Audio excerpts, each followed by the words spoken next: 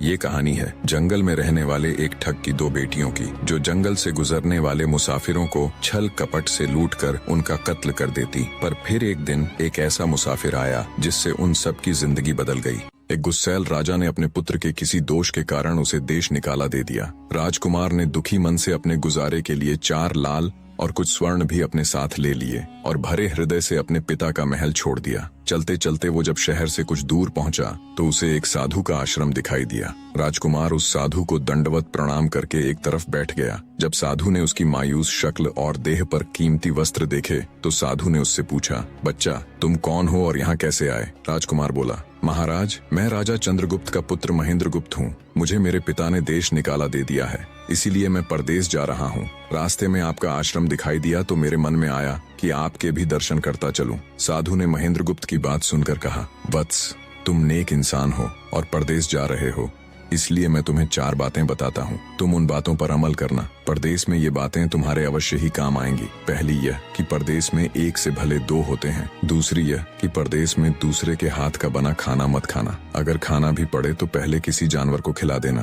तीसरी बात यह कि परदेश में किसी दूसरे की बिछाई हुई चारपाई पर मत सोना। अगर सोना भी हो तो पहले बिस्तर को अच्छी तरह झाड़ लेना। चौथी बात यह कि यदि कहीं शत्रुओं के फंदे में फंस जाओ तो जहाँ तक हो सके नरमी और ज्ञान की बातें सुनाकर अपना उद्देश्य प्राप्त करना। साधु ने कहा, मेरी ये 4 बातें हमेशा याद रखना। साधु की बातें सुन साधु को प्रणाम कर राजकुमार परदेश चल पड़ा। जब चलते चलते बहुत दिन बीत गए तो वह एक जंगल में पहुंचा। वहां उसने देखा कि एक चील एक कछुए के बच्चे को लेकर उड़ी जा रही है। संयोगवश बच्चा उस चील के पंजे से निकलकर गिर गया। महेंद्रगुप्त ने कछुए के तड़पते हुए बच्चे को देखा तो उसे बड़ी दया आई। उसने मन में सोचा कि इस बच्चे को पालना चाहिए। इस बच्चे को पालने से 2 बातें होंगी। पहली तो यह कि इस बच्चे के प्राण बच जाएंगे और दूसरी यह कि साधु द्वारा कही गई पहली बात भी पूरी हो जाएगी कि सफर में एक से भले 2 होते हैं और इससे बातें करते हुए दिन भी आसानी से बीतेंगे। यह सब सोचकर महेंद्रगुप्त ने बच्चे को अपने साथ ले लिया। अब सफर में उसके साथ वह कछुए का बच्चा भी हो लिया।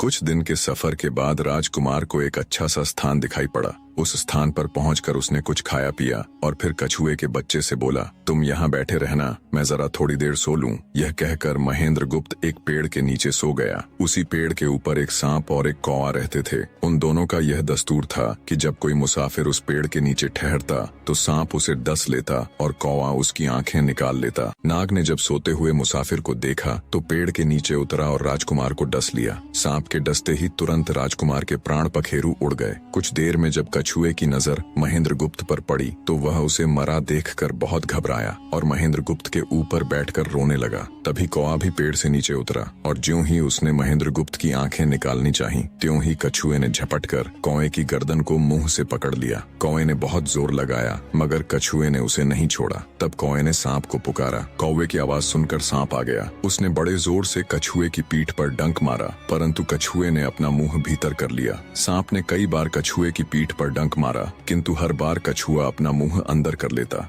जब सांप का कछुए पर बस नहीं चला तो उसने कछुए से प्रार्थना की कि तुम मेरे मित्र को छोड़ दो। यह सुनकर कछुआ बोला, नहीं, तूने मेरे मित्र को डसा है, अब मैं भी तेरे मित्र की जान लूंगा। तू मेरे मित्र को छोड़ दे तो मैं तेरे मित्र को जीवित कर दूंगा। यह कहकर सांप ने काटी हुई जगह पर मुंह रखकर महेंद्रगुप्त के शरीर से विष खींच लिया और बोला, अब तो मेरे मित्र को छोड़ दे। कछुए ने जब राजकुमार को देखा कि उसे थोड़ा होश आ रहा है और उसका जहर उतर रहा है तो उसने कौवे को छोड़ दिया। जब महेंद्रगुप्त को होश आया तब कछुए ने उसे सांप के डसने का सारा हाल सुनाया। कछुए की बात सुनकर तुरंत महेंद्रगुप्त के मन में साधु की बताई पहली बात खटकी। सोचा, साधु की एक बात तो काम आई कि एक से भले 2 होते हैं। मन ही मन उसने साधु को धन्यवाद दिया और आगे बढ़ चला। चलते चलते कुछ दिनों के बाद जब वे समुद्र के किनारे जा पहुंचे तब कछुए के बच्चे ने कहा, मित्र, मेरा देश आ गया है। यदि तुम कहो तो मैं अपने माता पिता से मिलाऊं। उनसे बिछड़े बहुत दिन हो गए हैं, वे बहुत दुखी होंगे। महेंद्रगुप्त ने उसे जाने की आज्ञा दे दी और स्वयं रात को वहीं समुद्र के किनारे उस जंगल में ठहर गया। जिस जंगल में राजकुमार ठहरा हुआ था उसी जंगल में वहाँ से कुछ दूर ही एक ठग का परिवार रहता था। ठग के 2 लड़कियां और 4 बेटे थे। उसकी बड़ी बेटी ज्योतिष विद्या जानती थी। जब भी कोई राहगीर, कोई यात्री उस जंगल से गुजरता और उसके पास कुछ कीमती होता तो ठग की बड़ी बेटी अपनी विद्या से जान लेती थी। आज फिर से उसे बहुत दिनों बाद बहुत से खजाने खाने की महक आई। उसने अपने पिता से कहा, ऐसा प्रतीत होता है कि इस जंगल में एक पथिक आया हुआ है। उस पथिक के पास 4 लाल हैं। यदि तुम लोग उस पथिक को यहाँ ले आओ तो उससे लाल लेना मेरा काम है। यदि वे लाल हमको मिल जाएं तो हम जन्म भर के लिए निहाल हो जाएंगे, परंतु उस पथिक को मारना मत, उसे जीवित ही पकड़ लाओ। ठग अपने बेटों के साथ तुरंत उसकी तलाश में निकल पड़ा। वे थोड़ी ही दूर चले होंगे कि उन्होंने देखा एक आदमी एक पेड़ के नीचे सो रहा है। उसे देखकर उन्होंने सोचा कि यह वही पथिक हो सकता है जिसके पास लाल हैं। वे उसे पकड़कर ले गए और अपनी बड़ी बेटी के हवाले करके बोले, इससे लाल निकलवाना अब तेरा काम है। ठग की बड़ी बेटी ने पूरे आश्वासन के साथ कहा, तुम लोग चिंता मत करो, मैं इससे लाल निकलवा लूंगी।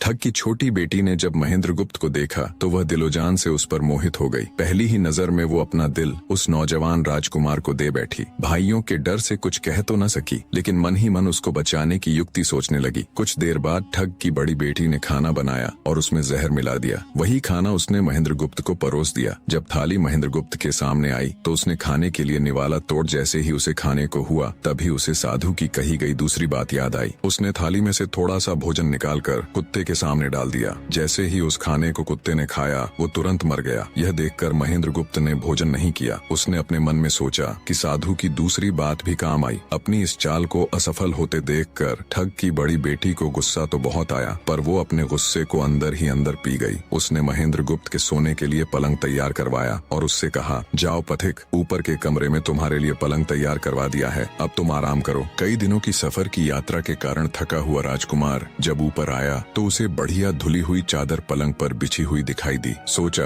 जो हुआ सो हुआ, कई दिनों के बाद चैन की नींद तो सोने को मिलेगी। वो जैसी ही पलंग पर बैठने को हुआ तो उसे साधु की तीसरी बात याद आई कि परदेश में हमेशा बिस्तर को झाड़कर सोना। जैसे ही उसने बिस्तर को झाड़ा तो उसके होश उड़ गए। वो बिस्तर एक कच्चे सूत से तैयार किया गया था जिसके नीचे आग का कुआं था। महेंद्रगुप्त ने देखा कुएं के अंदर बड़े बड़े आग के अंगार धधक रहे हैं। सोचा साधु की तीसरी बात भी काम आई। उसने एक बार फिर मन ही मन साधु का धन्यवाद किया और पास पड़ी एक टूटी हुई चारपाई पर लेट गया। थोड़ी देर पहले जो राजकुमार चैन की नींद लेने की सोच रहा था, अब नींद उसकी आंखों से कोसों दूर थी। अब तो उसे अपनी जान के लाले पड़े थे। सोचने लगा, आज की रात बचना बहुत कठिन है। तभी ठग की छोटी बेटी मौका पाकर आई और कहने लगी, हे प्रिय, मैं तुम पर दिलोजान से न्यौछावर हूँ, परंतु आज की रात मेरे वश में कुछ नहीं है। आज की रात मेरी बड़ी बहन की बारी है। जिस तरह भी हो सके बस आज की रात मेरी बहन से अपने प्राण बचा लो, कल मेरी बारी है। हे स्वामी, मैं तुम्हारी दासी हूँ, मैं तुम्हें साफ बचा लूंगी। इतना कहकर ठग की छोटी बेटी चली गई। जब सब लोग खाना खा चुके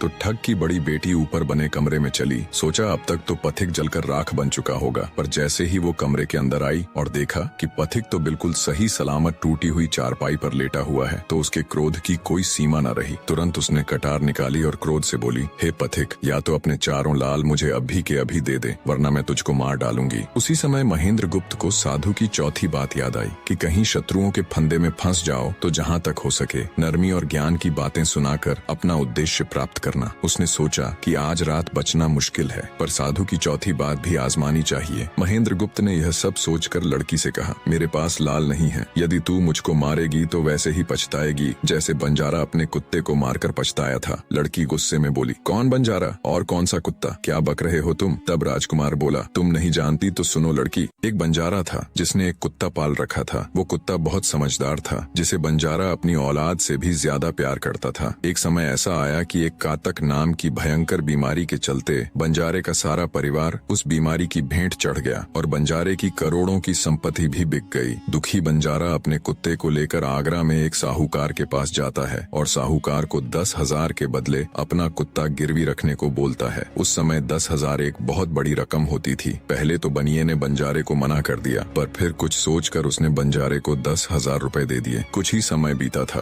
कि एक रात सेठ के घर डाकू घुस गए। बंजारे का कुत्ता सब हरकत देख रहा था। सोचा, भौंकूंगा तो परिवार के सब लोग उठ जाएंगे और ये डाकू उनका भी कत्ल कर देंगे। वो चुपचाप बस उनको देखता रहा। जब डाकू सेठ के घर चोरी किए हुए धन को लेकर चल पड़े तो कुत्ता चुपचाप उनके पीछे पीछे हो लिया। सेठ के पास इतना धन था कि डाकू उसे निकाल तो लाए, पर अब उनसे वो लेकर चला भी नहीं जा रहा था। दिन भी निकलने के करीब हो चला था। डाकुओं ने सोच विचार कर उस धन को एक तालाब के अंदर छिपा दिया। सोचा बाद में आराम से निकाल ले जाएंगे। कुत्ता डाकुओं की सब करामात देख चुपचाप वापस घर चला गया। सुबह हुई तो सेठ के घर कोहराम मच गया। पता चला कि चोर सारा धन निकाल ले गए। सेठ का रो रो कर बुरा हाल था। आसपास के लोग उसे दिलासा दे रहे थे। सेठ ने रोते रोते कहा, मैंने सुना था बंजारे का कुत्ता बहुत समझदार है, पर ये नमक हराम तो एक बार भौंका तक नहीं। तभी बंजारे का कुत्ता उस सेठ की धोती पकड़कर खींचने लगा। कुत्ते की हरकत देख पास खड़े एक समझदार व्यक्ति ने सेठ से कहा, सेठ जी, ये कुत्ता कुछ कहना चाहता है, हमें इसकी सुननी चाहिए। और सभी लोग कुत्ते के पीछे पीछे हो लिए। सबको लेकर कुत्ता उसी तालाब के पास पहुंच गया जहां रात को डाकुओं ने सारा धन छिपाया था, और तालाब में घुसकर अशर्फियों से भरी थैली अपने मुंह में दबाकर बाहर आया। तुरंत सेठ के नौकर उस तालाब में कूद गए और चोरी किया हुआ सारा धन बरामद कर लिया। सब देख सेठ आंखों में अश्रु लिए कुत्ते से कहता है, मुझे माफ कर देना, मैंने तुम्हें बहुत बुरा भला कहा। सेठ ने वही कागज मंगवाया और बंजारे के नाम चिट्ठी लिखी, भाई बंजारे, तेरे कुत्ते ने मेरे 10,000 पूरे कर दिए। मैं तेरे कुत्ते को तेरे पास भेज रहा हूँ। अगर तुझे और भी 10, 20, 50 हजार की जरूरत हो तो मेरे पास आकर ले जाना।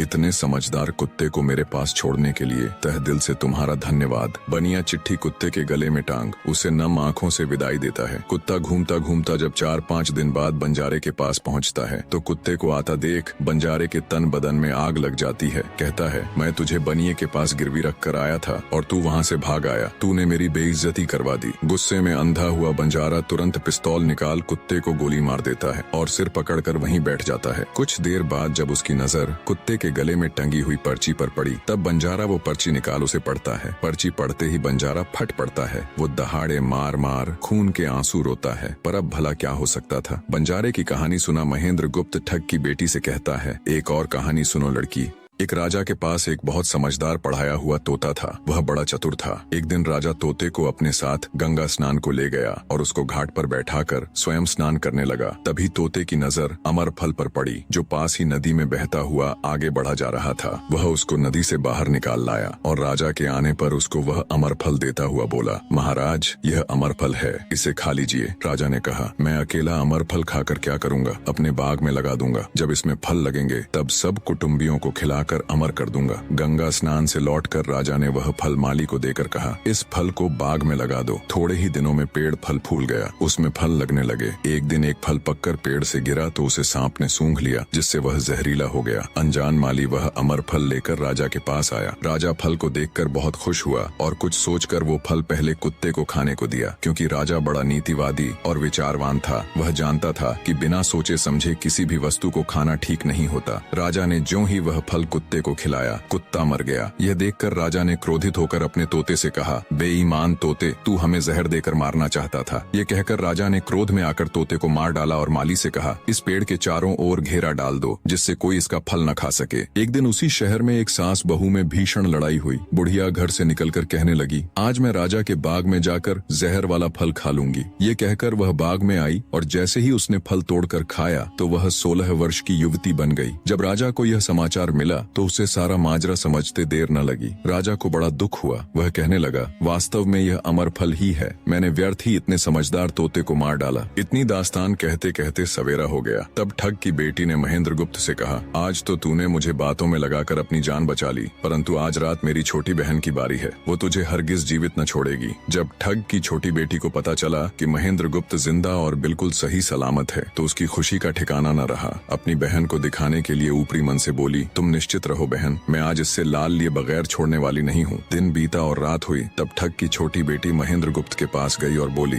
भगवान का शुक्र है जो तुमने चालाकी से अपनी जान बचा ली। महेंद्र गुप्त बोला, तुम सब ऐसा क्यों करते हो? तब ठग की छोटी बेटी बोली, हमारी तो यही रीति है कि मेरे भाई और बाप मुसाफिरों को पकड़कर लाते हैं और हम बहनें अपनी चालाकी से उनसे माल हथिया कर उन्हें मार डालती हैं। फिर वह बोली, पर तुम चिंता मत करो, अब मेरी बारी है और मैं तो दिलो जान से तुम्हारी दासी हूँ, तुम्हें जैसा समझ पड़े वैसा ही करो। यह सुनकर महेंद्र गुप्त बोला, प्रिय, तुम भी मुझे देखते ही पसंद आ गई थी। दिल करता है कि हर पल तुम्हारे पास ही रहूं। तुम अपनी बड़ी बहन की तरह नहीं हो, तुम एक नेक दिल औरत हो, तुमसे मेरा कुछ भी छिपा हुआ नहीं है। उसकी बात सुनकर ठग की बेटी ने कहा, तुम कहते हो कि मुझसे कुछ भी छिपा नहीं है, तो फिर वे लाल कहाँ हैं? महेंद्र गुप्त ने कहा, वो चारों लाल मेरी जांघ में हैं, अगर तुम निकालना चाहो तो निकाल लो। राजकुमार की बात सुन ठग की छोटी बेटी बोली, प्यारे वो लाल तुम्हें ही मुबारक हो। मैं तो तुम्हारी दासी हूँ, तुम्हारे दर्शनों की प्यासी हूँ, मुझे तुम्हारे सिवाय और कुछ नहीं चाहिए। ये सुन महेंद्र गुप्त बोला, जो कुछ तुमने कहा है वह तो सब ठीक है, लेकिन ये प्यार और प्रेम की बातें सब धरी रह जाएंगी जब हमारे शरीर में प्राण ही नहीं रहेंगे, क्योंकि जब तुम्हारे बाप और भाइयों को इसका पता लगेगा तो हम दोनों की खैर नहीं। तब ठग की बेटी बोली, तुम चिंता मत करो, मेरे पास इसका भी उपाय है। आज रात को सबके सोने के बाद हम यहाँ से भाग चलेंगे और कहीं बहुत दूर रहेंगे जहाँ कभी मेरे भाई और बाप पहुँच न सके। महेंद्र गुप्त बोला, पर ये सब होगा कैसे? बोली, यहाँ से निकलने का एक ही उपाय है। मेरे पिता के पास 2 ऊँटनियाँ हैं, उनमें से एक तो दिन भर में 60 कोस चलती है और दूसरी दिन भर में 100 कोस चलती है। तुम उनमें से बड़ी वाली को खोल लाना, तब तक मैं हम दोनों के लिए कुछ धन बांध कर रख लूंगी। जब आधी रात हुई तब महेंद्र गुप्त ऊँटनी को खोलने चला गया। महेंद्र गुप्त ऊँटनी ले तो आया, मगर जल्दबाजी के कारण वह बड़ी के स्थान पर छोटी को ले आया। ठग की बेटी बहुत सा माल लेकर ऊँटनी पर बैठ गई